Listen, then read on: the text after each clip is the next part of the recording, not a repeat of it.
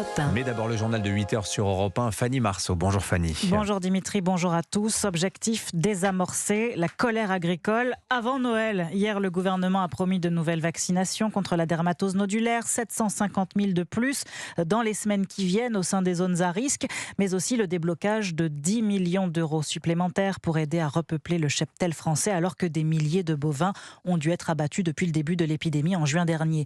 Des engagements qui visent à apaiser la colère agricole. Bonjour Charles L'Huillier. Vous êtes le correspondant d'Europe 1 en Occitanie. Vous êtes sur la 64 à l'entrée de Toulouse où les agriculteurs maintiennent leur blocage et les annonces d'hier soir n'ont certainement pas calmé la grogne. Oui, bonjour Fanny, bonjour à tous. Effectivement, ils n'ont pas bougé, sont toujours là au milieu de la circulation et autour d'un feu. Les annonces d'hier soir, même sur la vaccination massive, n'ont pas convaincu cette jeune éleveuse. Elle aura pourtant droit au vaccin, mais elle sait que son troupeau n'est pas pour autant à l'abri d'un abattage. J'ai 50 vaches. Moi, j'ai de la chance, je vais pouvoir me faire vacciner dans la semaine tout le troupeau.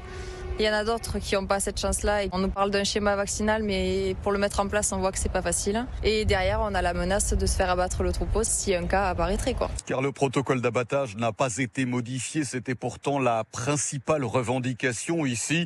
L'autre grosse crainte qui vient se rajouter à cet empilement des raisons de la colère, c'est le spectre du Mercosur. Il y a la signature du Mercosur, c'est la goutte d'eau qui va faire déborder le vase. Qu'on arrête ces conneries, on est à bout de souffle. Tout le monde agricole va disparaître. Les fêtes arrivent, mais c'est pas pour ça qu'on lâchera. On est déterminé pour que ça pète et on ira jusqu'au bout. On compte paralyser le pays totalement. Toutes les autoroutes, les voies SNCF, ça va être le bordel de plus en plus et ça va pas nous faire peur. Illustration parfaite de cette mobilisation qui prend de l'ampleur. Ici, une nouvelle autoroute a été bloquée, celle qui relie Toulouse à Narbonne, un axe très fréquenté. Plusieurs voies donc fermées également et plusieurs voies ferrées aussi. Des opérations qui montent donc crescendo et cela à une semaine de Noël. Merci Charles L'Huillier en direct de Toulouse pour Europe 1. On l'apprend à l'instant dans l'Ain après l'explosion d'un immeuble d'habitation lundi soir à Trévoux qui a tué 2 enfants en bas âge. Le corps d'une 3e victime vient d'être retrouvé. L'enquête se poursuit. Les auditions sur la neutralité de l'audiovisuel public reprennent aujourd'hui à l'Assemblée nationale. Elles sont très attendues. Sur le grill des députés, demain, 2 figures de France Inter. Thomas Legrand, Patrick Cohen, tous deux devront répondre des accusations de collusion avec le Parti socialiste. Hier, Europe 1 vous révélait cet entretien secret entre le chroniqueur Thomas Legrand et l'ancienne présidente de France Inter, Laurence Bloch. Alexis de la Fontaine, cet échange leur a aussi permis de réfléchir à un scénario pour affronter la commission en comptant sur l'aide d'un député PS. Oui, lors de ce rendez-vous, Thomas Legrand mentionne à Laurence Bloch la participation du député socialiste et candidat à la mairie de Paris, Emmanuel Grégoire, à la commission d'enquête parlementaire. Et selon les informations d'Europe 1, l'ancienne directrice de France Inter lui répond immédiatement « Toi, tu le connais bien, Emmanuel Grégoire, tu peux lui demander de te soutenir pendant la commission. » Elle ajoute « Il peut aussi dire que tu n'as pas eu d'influence dans la campagne pour la mairie de Paris », en référence aux propos du journaliste assurant faire ce qu'il faut contre Rachida Dati, sa principale opposante. Laurence Bloch soutient également dans la discussion que Thomas Legrand et Patrick Cohen ont des liens privilégiés avec le député socialiste. Interrogé par Europe 1, Thomas Legrand reconnaît avoir évoqué avec Laurence Bloch la présence de ce député, mais il nie avoir voulu l'influencer. « Je n'ai pas eu de contact récent avec Emmanuel Grégoire », assure le journaliste. En revanche, il maintient son opposition idéologique à Rachida Dati, qu'il accuse de trumpisme. Alexis de la Fontaine du service politique d'Europe 1. Le narcotrafic est-il une priorité ? Les députés vont devoir se prononcer cet après-midi lors d'un débat suivi d'un vote non contraignant. Oui, comme le 10 décembre dernier pour la hausse du budget de la défense, alors que les discussions parlementaires sur le budget de l'État patinent, le gouvernement mise sur ces échanges pour permettre de dégager des consensus thématiques et de souligner l'importance de certains financements.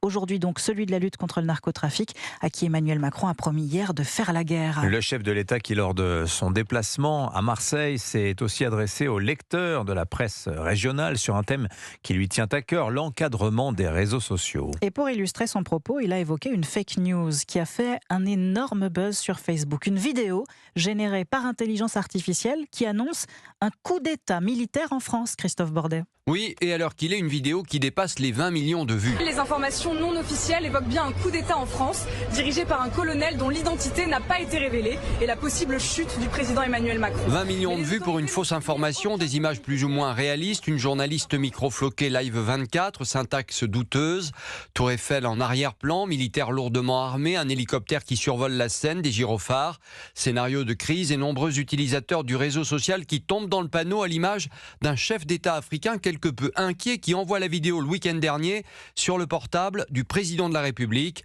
Au premier visionnage, Emmanuel Macron s'en amuse avant de s'en inquiéter, surtout en pleine colère agricole. Moi, président de la République, comme auraient dit certains, je demande à mon équipe, quand même ce truc-là, c'est pas possible, en plus dans cette période, demandez tout de suite à la plateforme de le retirer. Réponse de Facebook, ça ne contrevient pas à nos règles d'utilisation. J'ai tendance à penser que j'ai plus de moyens de pression que qui que ce soit. En tout cas, c'est peut-être plus simple pour leur dire que c'est grave si c'est moi qui appelle. Ça marche pas. Ça ne marche pas, aveu d'impuissance face au géant américain Meta, le chef de l'État ne décolère pas. Ces gens-là se moquent de nous. Ils se moquent de la souveraineté des démocraties et donc ils nous mettent en danger. Le 11 décembre déjà, une autre vidéo du même acabit avait été visionnée plus de 3 millions de fois. Qui est derrière ces fake news ?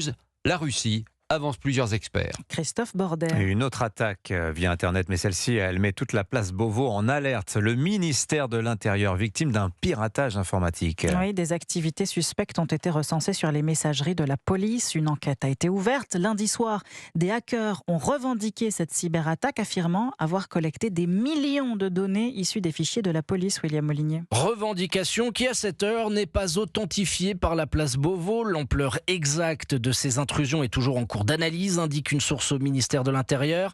Ce qui est certain, c'est qu'une attaque informatique a bien eu lieu sur les messageries de fonctionnaires avec des éléments d'identification récupérés sur ce qu'on appelle des applicatifs métiers, à savoir des fichiers ou des logiciels. Le message des hackers laisse craindre le pire. Ils auraient, à les croire, en leur possession plus de 16 millions de données de citoyens issus du TAJ, le fichier des traitements des antécédents judiciaires qui recense les auteurs et victimes d'infractions, mais aussi du FPR, le fichier des personnes recherchées ou encore des fichiers financiers. Aucune preuve de cette captation n'a pour l'instant été présentée publiquement. Les pirates disent appartenir à Bridge Forum, sorte de supermarché du crime en ligne, maintes fois démantelé par plusieurs États, à chaque fois reconstitué. Les hackers donnent quelques jours au gouvernement français pour négocier la restitution des données, sans quoi elles se retrouveraient en ligne sur leur plateforme illicite, à la merci de toutes les organisations criminelles au niveau mondial. William Molinier du service police-justice d'Europe 1. Le ministre de l'Intérieur, Laurent Nunez, affirme que les dispositifs de protection des données ont été renforcés, notamment la double authentification pour les agents, dont la généralisation a été accélérée. Vous écoutez Europe 1 matin, il est 8h09. Et à une semaine exactement du réveillon de Noël, Europe 1 vous convie à sa table de fête et vous accompagne toute la semaine pour préparer le plus raffiné des menus. Et aujourd'hui, un incontournable, le chapon pour le cuisiner au mieux. Petit cours avec le chef Nicolas Salle qui a ouvert un restaurant au cœur du marché de Rungis, Alexis Bourdon. À une semaine du réveillon, répétition générale dans la cuisine du chef Nicolas Salle. Au menu, l'indémodable chapon. On a le chapon entier, on va aller le rôtir au four. On va le cuisiner comme une grosse volaille. Vous la laissez à 100-150 degrés pendant 3-4 heures. Laissez reconfire tout doucement. Malgré la simplicité de la recette, le chef met en garde. Attention à bien respecter les temps de cuisson. Son secret pour obtenir un chapon parfait, cuire en 2 fois, d'abord au four et ensuite à la poêle certaines parties de l'animal. La complexité, c'est que souvent les cuisses, elles ne sont pas assez cuites par rapport au suprême. Je conseillerais de séparer les cuisses, de décomposer le chapon. Et à partir de là, vous avez 2 cuissons différentes, ce qui permet d'avoir quelque chose de très goûteux au niveau des suprêmes, et très confit aussi, et très gourmand au niveau de la cuisse. Autre astuce pour ne rien jeter, les os du chapon peuvent servir à faire un jus de volaille. Mettez la carcasse dans une casserole avec de l'eau, des oignons, de l'ail, du sel et du poivre et laissez mijoter à feu doux pendant plusieurs heures. Miam, Alexis Bourdon, la table de fête d'Europe 1, conseil de chef toute la semaine. Demain, on fait une bûche et vendredi 7h40, ne manquez pas le menu Europe 1 du réveillon de Noël. Olivier Pouls vous révélera ses choix pour l'entrée, le plat, le dessert, sans dépasser 30 € par personne. On a hâte d'y être. Merci beaucoup Fanny Marceau, c'était votre journal.